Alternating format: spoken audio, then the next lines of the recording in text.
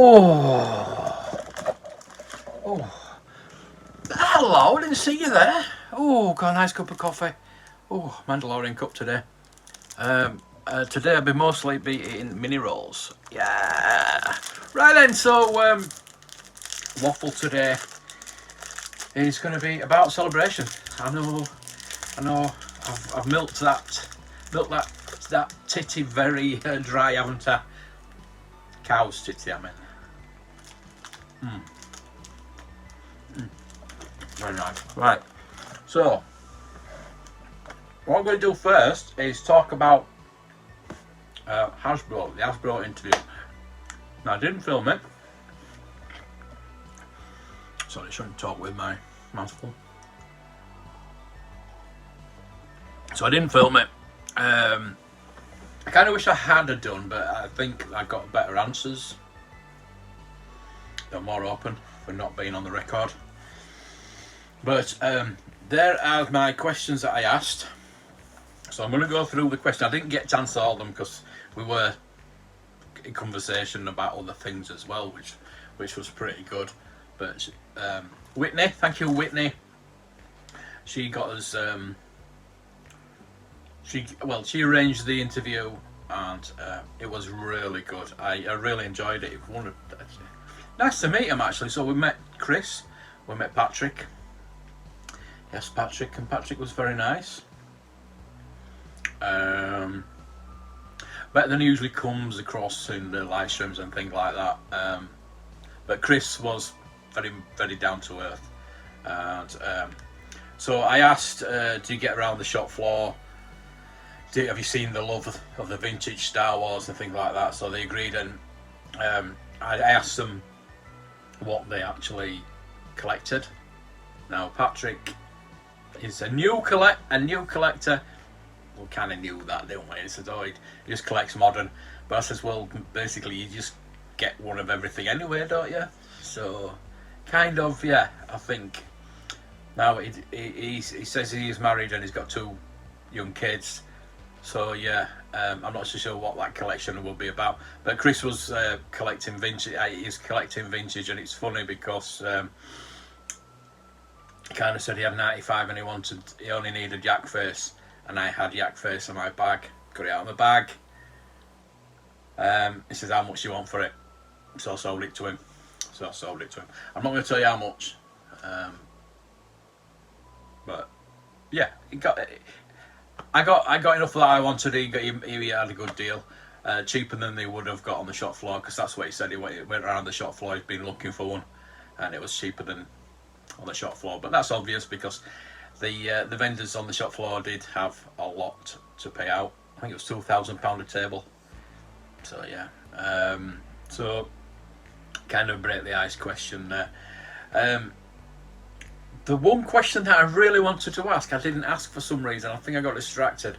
I was going to ask them what do they feel is the biggest problem that they face with creating Star Wars, but they kind of did answer that with a bit later on. So I've written my notes down as well. So I am, for the first time in a waffle, I'm going to look at my notes. So bear with me. So yeah, we'll go through that. I think what the problems they do face are filling out the lines and pleasing collectors actually. And they did actually say they do listen to us, which, you know, they are. I don't want to say they're learning, but they are learning. They're learning to know what we want, but they should know what we want. They should have people on board that know what we want. They should have fans. They should have a fan group. I've said that before. We're not going to go there. We didn't talk about that. But they are very aware of our needs. They are. I know it does sometimes doesn't seem like that, but for me, I genuinely thought that they were being honest with me there. So I talked about extra hands, trigger finger, things like that. They kind of fobbed me off with that question, with that answer. Perhaps it gives us like a political answer where saying, "Oh well, the Black Series have have extra accessories, blah blah blah. So they didn't really answer that question, which was, you know, I should have pushed them a bit, but I was pushed for time, so I didn't really want to push them too much. So yeah, extra answer in Indian Black Series, the trigger finger issue, the political answer, and I did ask if it was the extra license fee for Star Wars over anything other, because Star Wars is the most expensive license there is. And Patrick actually shot me down straight away, and I do believe him, where he said, no, that's not an issue, which it shouldn't be, and I'm glad it isn't. Maybe a little bit. But yeah, he did say he totally denied that the license, it does affect what they put out. Choose what you think to believe in that one. So I asked about the change back to plastic and the effect on the box collectors. Keep changing the boxes. Do you want to make a good? That's why they've been these dioramas that are really good. They're at an angle, which is a bit weird, but they are good. But then they keep changing, keep moving the goalposts for in-box collectors. Like I said, I'm not really bothered. I do open my things now. I didn't used to, but since they moved over to different things, I kind of, well, I went away from Black Series, but I am getting them back in the boxes now. I'm keeping, like me and Indiana Jones, I'm opening those and putting those on display. If they were in the window boxes, maybe I'd keep them in the box. But I'm displaying the box and having the figure in front of the box, so that's fine for me for now. Maybe move on to if they do actually go back. I don't think the Indiana Jones series will go back. Well, it didn't actually never had a window. I don't think they'll go to the window. I think they'll keep it as it is. Maybe the Black Series will go back to the window. So like I was saying,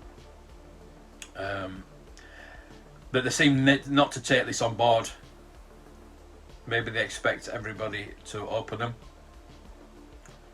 Strange when there's a lot of artwork geared to the collectors, the inbox collectors on the packaging. But you know, I don't know if they kind of understood me on that one, but you know.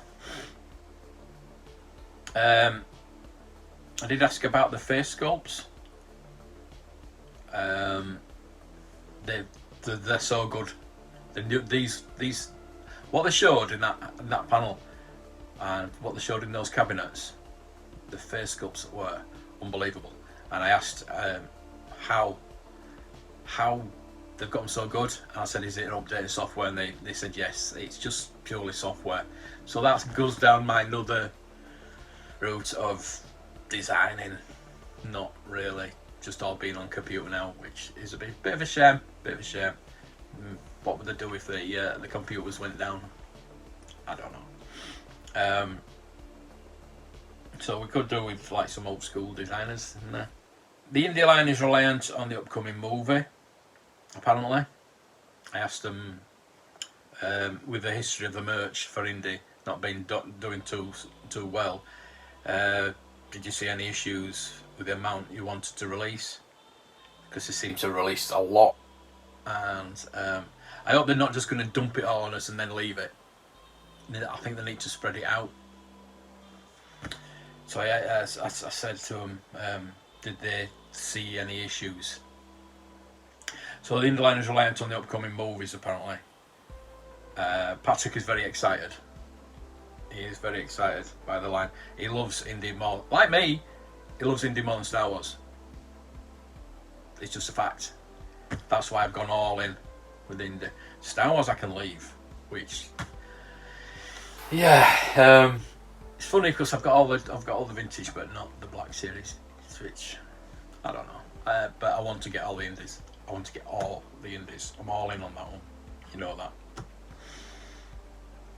Yeah, so it's very reliant on the upcoming movie, the popularity. If it's a good movie, I think they may move on to carry on to do some more. But it is a limited line, really, because with Star Wars, it's ongoing. It keeps going. There's a new indie movie and they're doing figures for that, but they've only got, I'm going to say 3 movies. I know there's 4 movies. There's 4 movies to do figures for. There's a lot of characters that they can do, but that's what I'm saying. They don't want to just dump it all on us at once. Maybe just slow it down a bit and just do a couple every couple of months, or one a month, or just do a wave every 6 months or something like that. Just keep it going. I'd like it to keep going and to get all the background characters, which would be really good. I would love that. I would love that. Yeah, there's still a lot of Indiana Joneses himself they can do. I know people are saying, I did say it myself. There are too many Indiana Jones coming, but it is called Indiana Jones, and but there are a lot more looking at it. And I'm going to do a live stream on this and ask what people want to do, what figures they want to come out later on, and we'll go down the Indiana Jones route. We've got the German outfit from Raiders with the bazooka. We've got the German outfit from Last Crusade. We've got so many Indiana Jones outfits that we can still get. But again, there's a lot of background characters as well. So yeah, I think hopefully it will carry on. If it's up to Patrick, I'm sure it will, because he loves it. And I did say to him that I do foresee it being, well, it is very popular. I told him everybody that I know, every collector is getting a lot of these, and everybody's in on these. It's scratch and itch we've had since 1981. We had no Indiana Jones. Nothing. Well, we never got in the UK. We never got the vintage line. We never got the LGN. We got the Hasbro ones when we weren't. I wasn't collecting back then, and I kind of missed that line. I missed that, and I missed the Lego. The film not being popular, the characters didn't carry on. So that's what I'm saying about. Hopefully, this film will be very popular, very good. I'm sure it'll be very good anyway. Very good, and it will carry the line on. So yeah. Yeah, I did say to Chris and Patrick how much more popular indie merch is now, because I think people are there's more collectors now than there were in 2008 when the Hasbro line came out. I mean, there probably were, but there was not a lot of people on the internet talking about this stuff. There was no YouTube videos. I mean, there probably were, but not to the extent there is now, which is good. It's geeky culture has moved on since about that time. I think after that time. So yeah, it's a big thing now, and Indiana Jones should be up there with Star Wars, I think. They seem very pleased, and they agreed with me about that as well. So that's good. So I finished by asking for a Bespin Leia Black Series and a 3-pack of Pat Roach characters. Now you've got 4 or 5 characters you can have with that. You've got the mechanic, you've got the Thuggy guard, you've got the German on the blimp, or you've got the Nepal guard from Raiders, and whoever else you played a few different guys. But those are the 4, so you can pick 3 out of those 4. Again, we will talk about that. I'm going to do a live stream, I think, about that. So that'll be interesting. Which they said they're going to listen to any ideas. So if you see a Bespin Leia or a 3-pack of Pat Roach come out, you know where it came from. And they do watch people's channels, apparently. They do listen to, as I said, they do listen to us. Which we'll see about that. They do want to make things better, which I found was quite genuine. Chris was quite genuine. Patrick was all right, actually. He wasn't as bad as we usually perceive him to be. In person, he's a really nice person, and Chris was amazing. It was really good. It was like is I'm more happy now with Hasbro because I've met Chris, because he's a proper collector. I met Eric as well. I talked to Eric. You'll have seen I did film that covertly, and he was talking about the sculpting the melted head and how happy he is because he can't do anything like that with Star Wars. He says I can't do any blood, anything like that for Star Wars, but with Indy I can do a melted face. So he was very happy with that. Again, that put me on a good footing. Maybe not with them, but for me, Hasbro are a good footing with me now.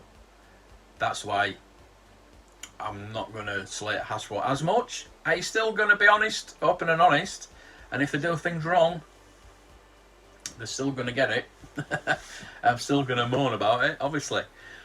But no, I'm quite happy really because I try to remain positive on this channel, you know that, and I'm going to be a bit more positive about Hasbro after meeting them, after talking with them, and they kind of come across. They're not very transparent, and I think they've been a bit more transparent now. I do believe they actually listen to us because issues that we've had over the last 8 years or so, something like that, about 8 years, they seem to have fixed them. Like with the sculpts, the distribution, things like that. I think they are going to be okay moving forward. I'm still not going to collect Black Series. I'm going to just pick and choose the ones I want. But Indiana Jones is going to be the main collection for me for modern.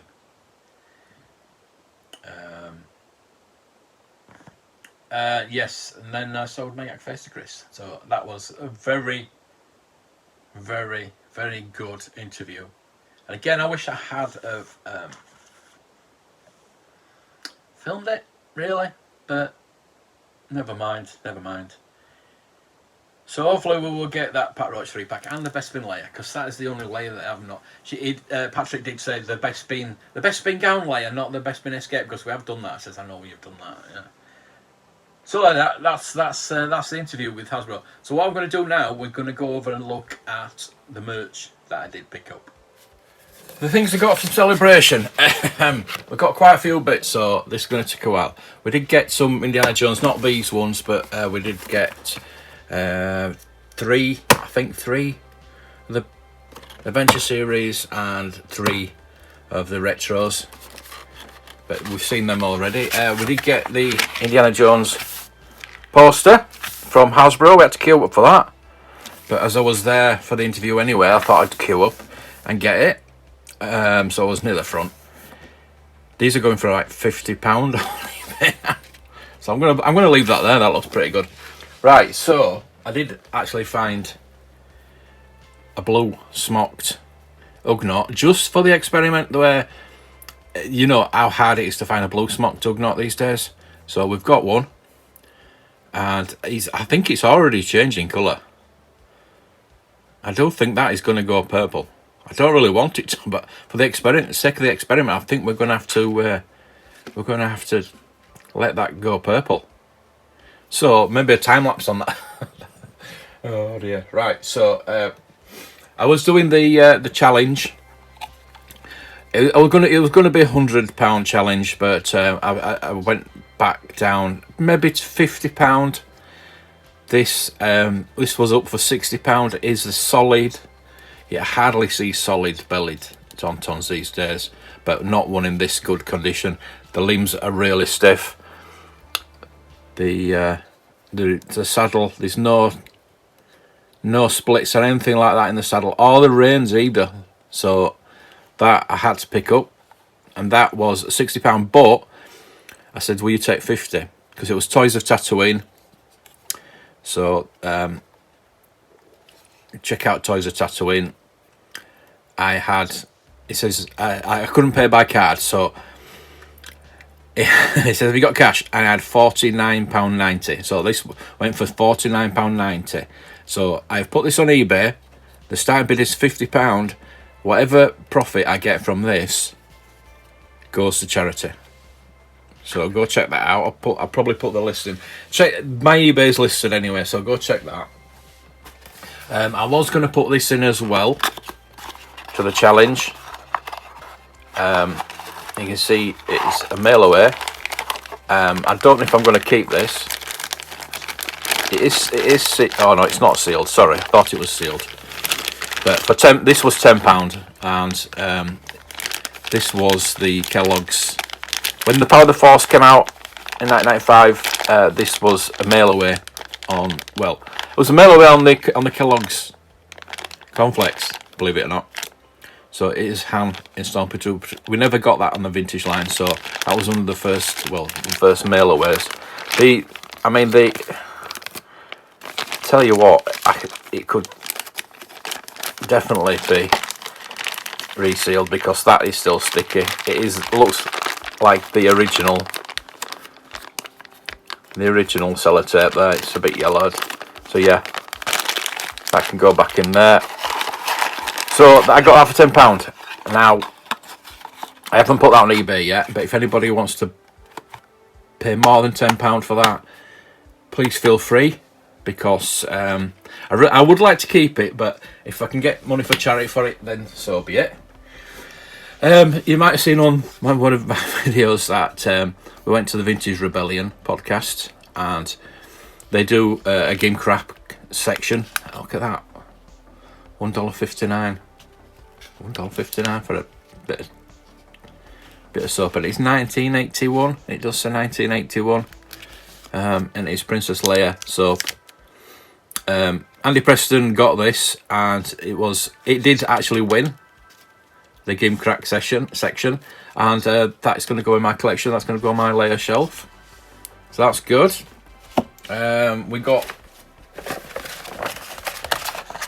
We met Kerry from Bricker Picks, and she gave me the Lego Mandalorian poster. She had 2 of them, and she gave me one. So thank you, Kerry. So that's another poster. I'd like to give that away, but obviously she gave me it, so I don't know. We'll see. If anybody wants to bid on it for charity, then so be it.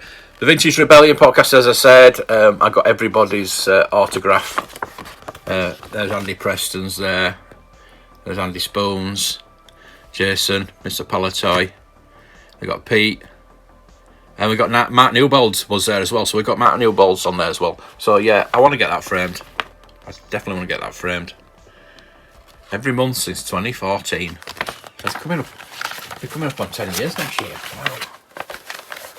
Right, so posters. We did get the guide that I've not even read yet. I've got the guide from 2016. And I've got 2 guides from 2016. So if anybody wants a guide for that, there is that. Yeah, we saw those, didn't they? They're good, but it's not something I would definitely go down. I've got another layer for £10 for my shelf. I had to pick that up. They had quite a few actually. They had Lobot there. I think they had R2, but yeah.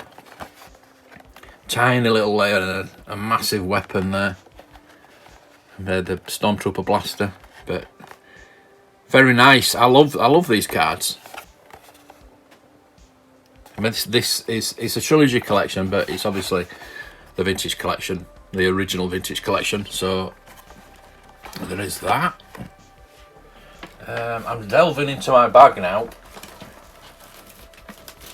I did pick up some Letraset. I don't know which way up it is, which is sealed. So that might go into the charity as well, if anybody's interested in that. I got a Revenge of the Jedi patch. Now I think I'm going to sew this onto my bag. Maybe I might sew it onto my hat. We'll see. But I got that for £20.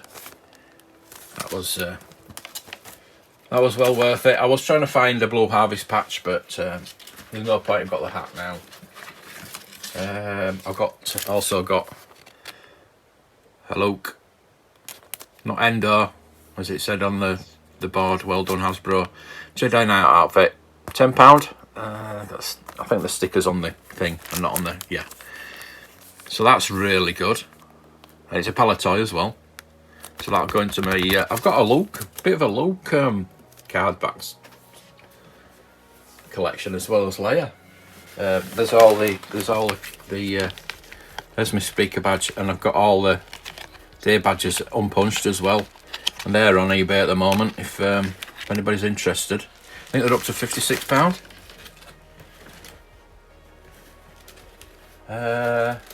I've just got all sorts in. Got that much.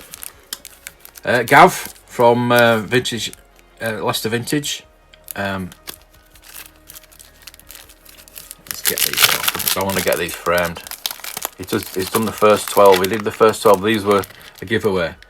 So he's done the first 12 cards. And he does do really good work. He does Transformers, he does all types of vintage toys. Retro Draftman, they call him. Lots of lanyards. Met Dario, Biker Scout. He gives us a couple of pins and gives us all sorts actually. Oh, there's the Panther Tracks badge. That I won at Hasbro, the Hasbro panel, for getting a question right. So I got that one. I think it was Dario that gave us these Ziploc bags as well. Pretty cool. So I've got those. See, I don't think I'll ever open those. But I'm never going to use them.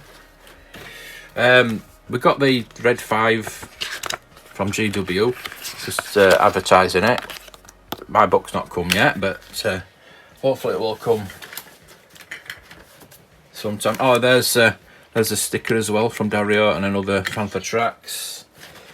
Vintage Rebellion. We're giving out posters and rulers. Unofficial. GW give you a sticker when you bought something.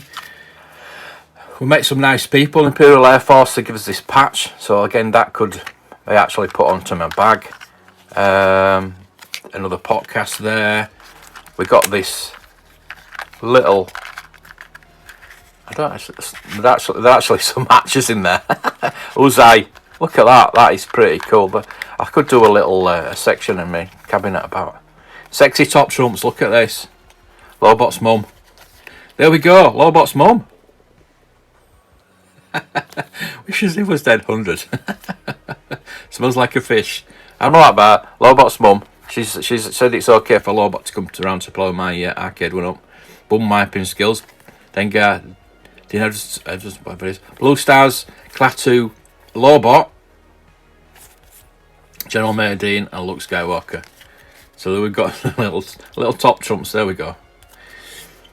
A little flash of that because I don't know if I'm allowed that, but we met Salesius, obviously. So we got some little pins from him. We got a picture from him. He did a signed picture for us, and I think it's actually in here with what he gave me a gift. There we go.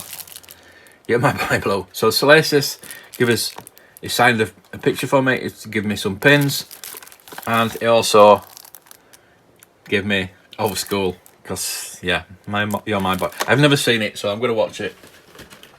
We've got the Ladro. That's as close as I'll get to that because there's only 70 of those made. I think they were $5,000.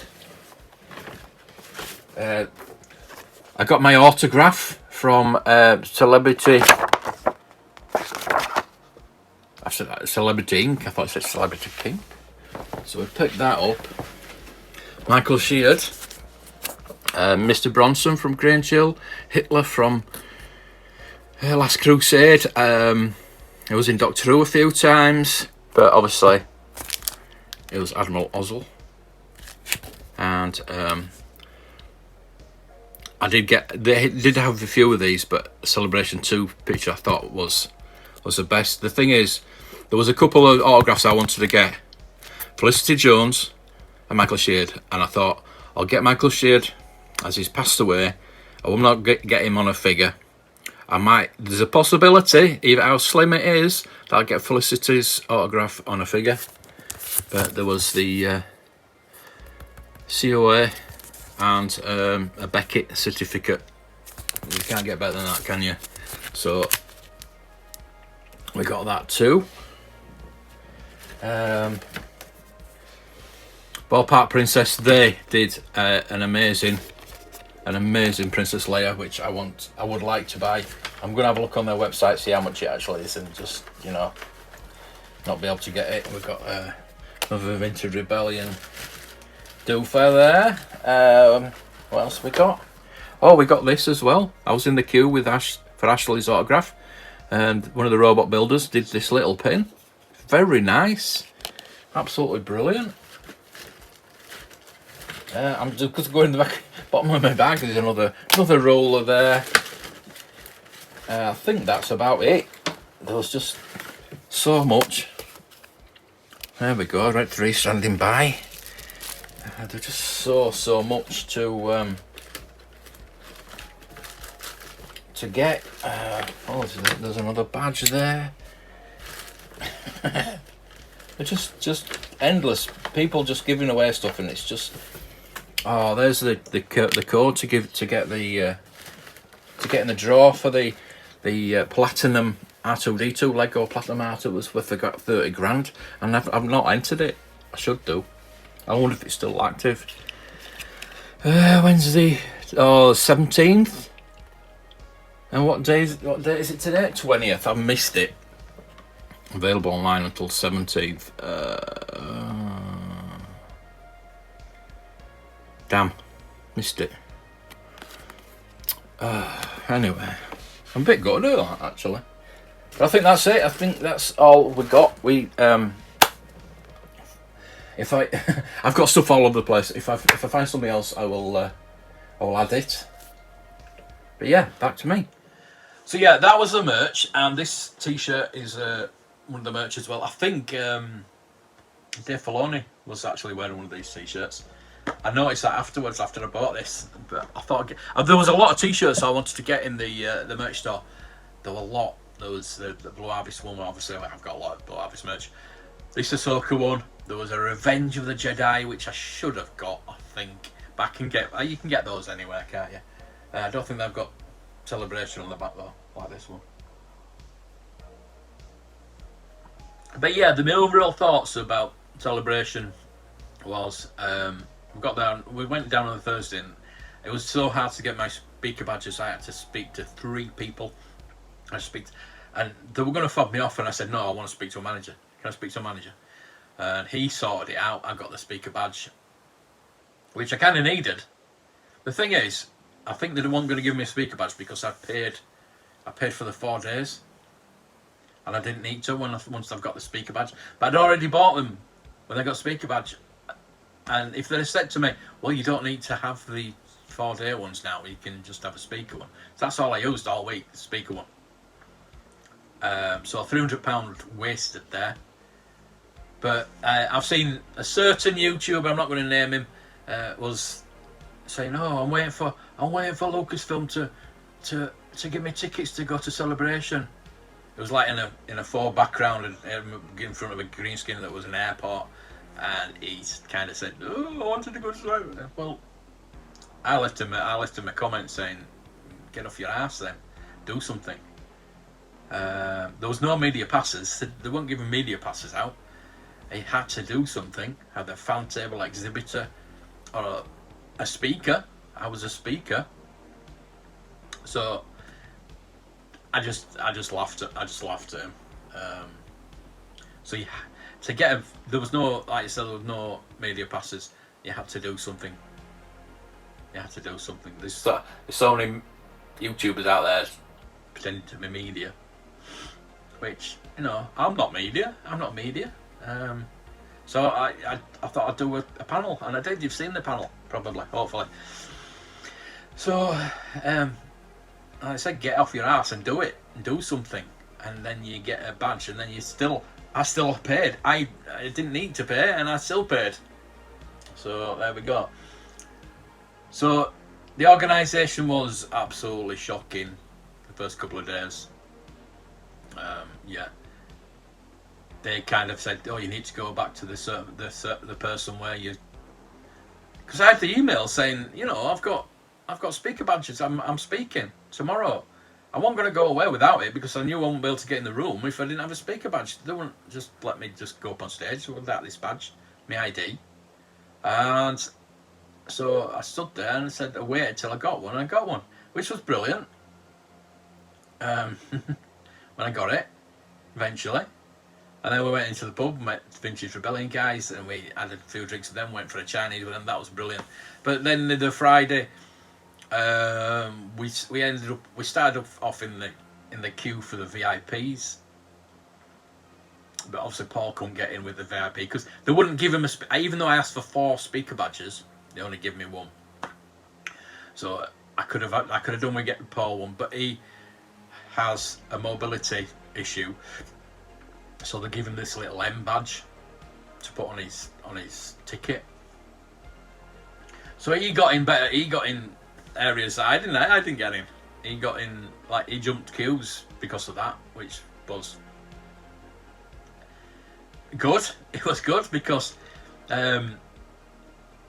we were in the VIP, and then they said, "Oh, I could have got in, but Paul couldn't." So Paul had to go down to the mobility queue. So I went in the mobility queue to go with him, and everybody was going in. We went in, and it wasn't an issue. It was packed though. Friday, it was just horrendous. It was horrendous. I don't know what they'd done wrong, but they'd done something wrong, and it was absolutely packed. You could not move. If there'd have been an accident there, I don't know what would have happened. I really don't. It doesn't bear thinking about. But I've heard that Repop are going to lose the license for these events now, or maybe just the Star Wars event. That's maybe why they're not doing one next year. Maybe they're getting somebody to do one in Japan in 2025. I know. I heard that.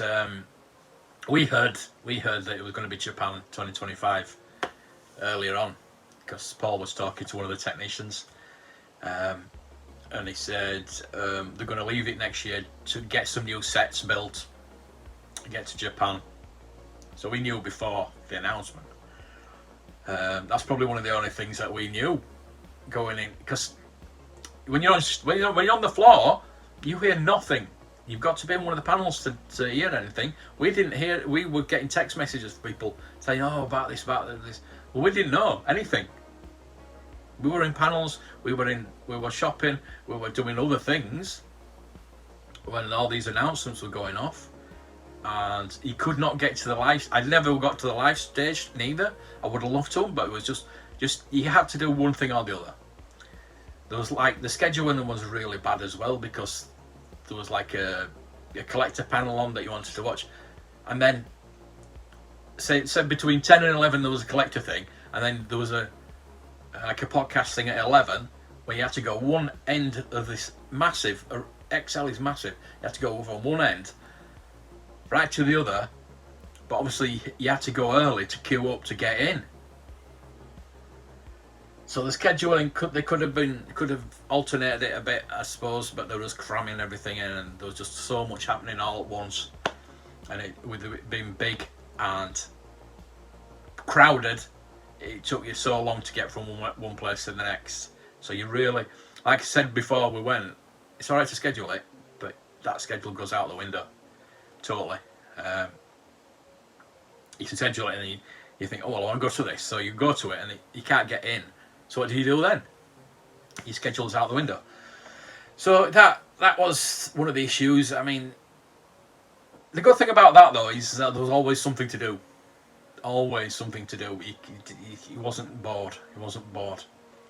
So the Friday and Saturday, we had to go through. We got through the front entrance because I had the speaker badge. We got through the front entrance. Everybody else had to queue at the back, where we went straight in. But the security was very tight on the Friday and the Saturday, and the Sunday, Monday wasn't. You just walked straight in, and yeah, we didn't even have to queue up Sunday and Monday. we just walked straight onto the floor. Sunday morning, we were there at 9 o'clock before anything opened. And even Monday, we were there early. But I had to wait for the cloakroom to put my suitcase in. So we didn't get on the shop floor till after 10 o'clock. But we still got in before everybody else. The good thing about Sunday morning is, though, because I was getting Ashley Eckstein's autograph, and it was supposed to be Saturday night, she overrun.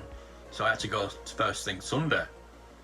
So it's good that we got straight in, and I got queued up for the shutters to open to run to get her autograph. So I was third in line for her autograph on the Sunday morning, which was really good. Got that out of the way, and then the rest. The thing is that Sunday I was interviewing Hasbro, and at 1 o'clock I was waiting half an hour, and they said, "Oh, we're gonna have to reschedule it."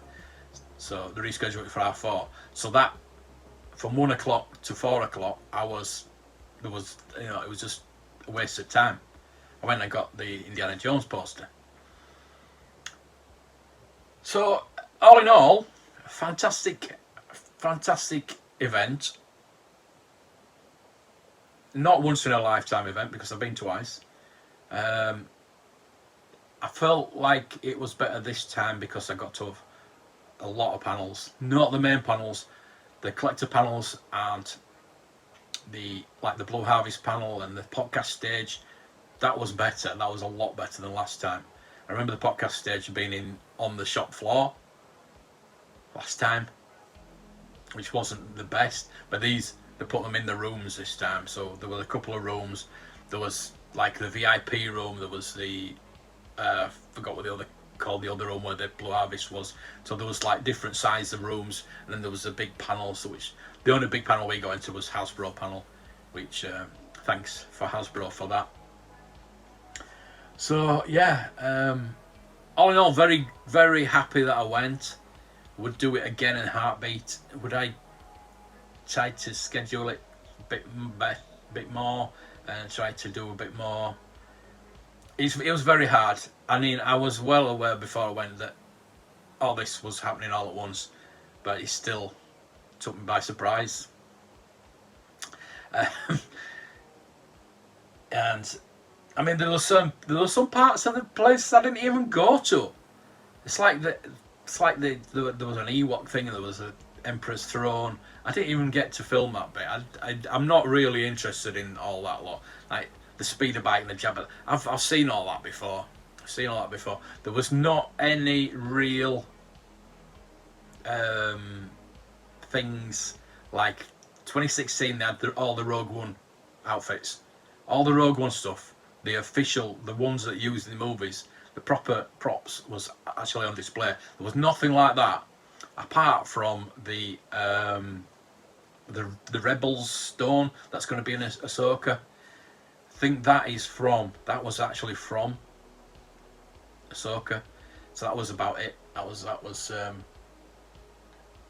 the only thing there. I might be wrong. There was, and some of the outfits were there as well. I think Nine Consul Zuvio was there, but there was the prop builders from Belgium as well. They built the stage. They built the ATSTs. I only saw one. There were 2 ATSTs. There was the Mandalorian one as well. I probably did walk. I did probably. I remember.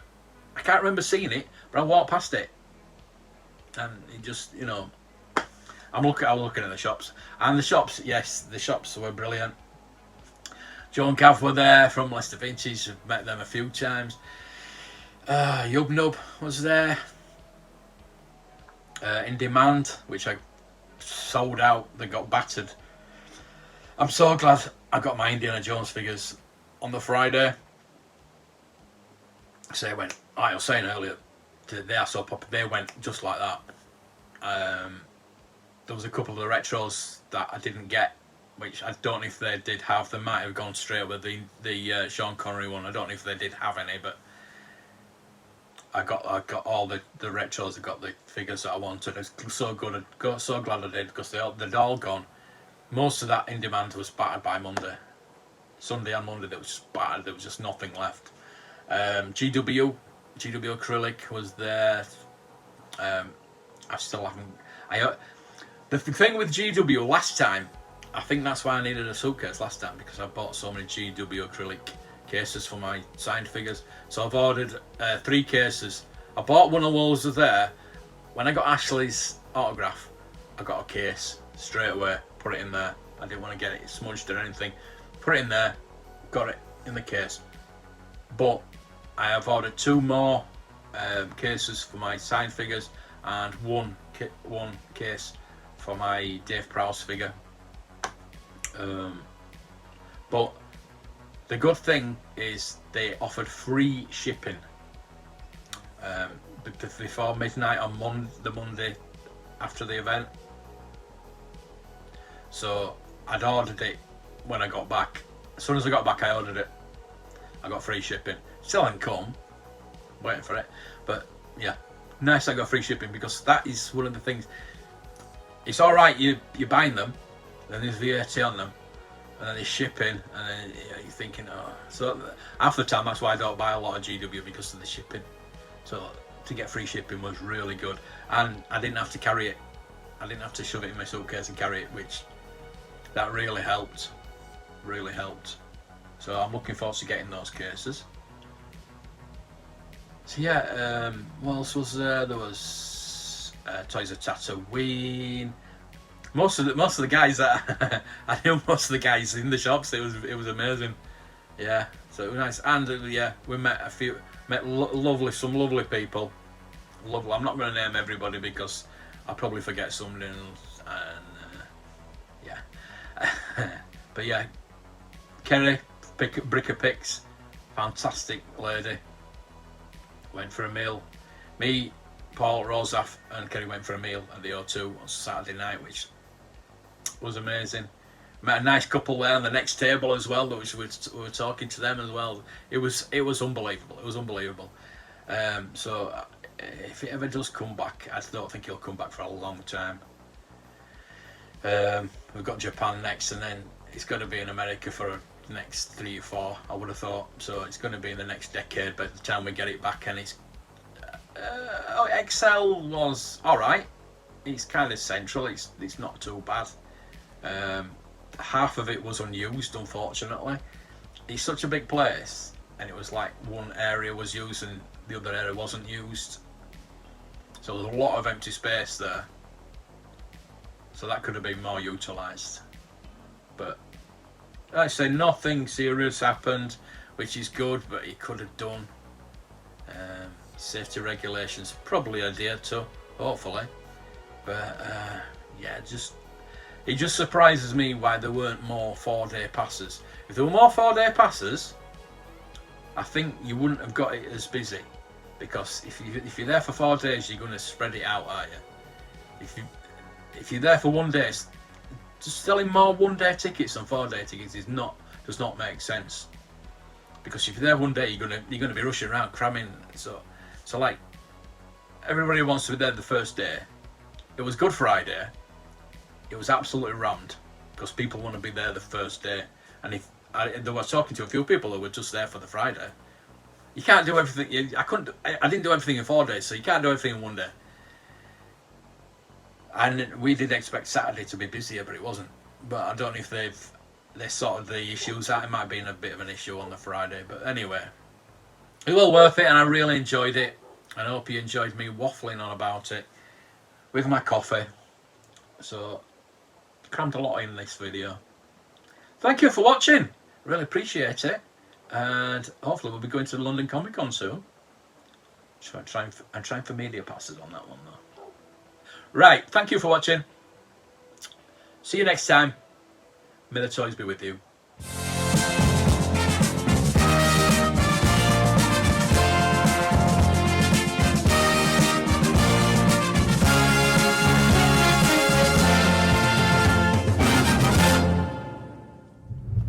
Ah, monkey on the car. Monkey on the car.